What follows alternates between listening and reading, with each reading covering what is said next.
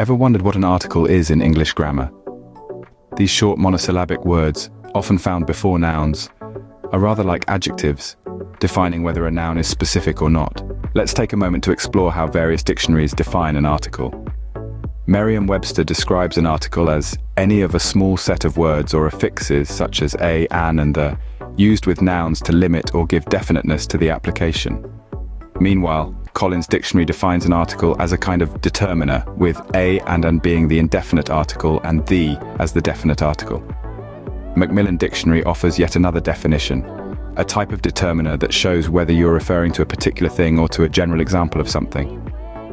The indefinite article is are or an, and the definite article is the. There are three articles in English, a, an, and the, with the being the definite article.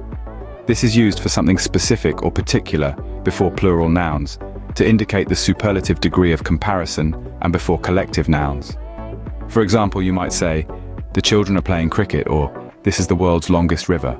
On the other hand, a and an are indefinite articles, used for something not definite or specific, and before singular nouns. The use of an or a depends on whether the noun it precedes starts with a vowel or consonant sound. For example, I had an apple for breakfast, or she has a pet dog, but it's not always so straightforward.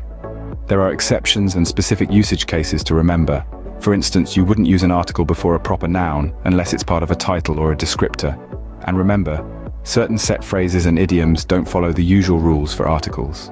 In conclusion, articles are small but mighty components of English grammar, playing a vital role in indicating specificity and definiteness.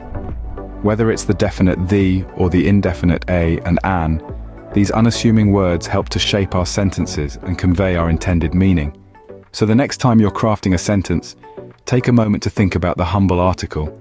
It might be small, but it certainly packs a grammatical punch.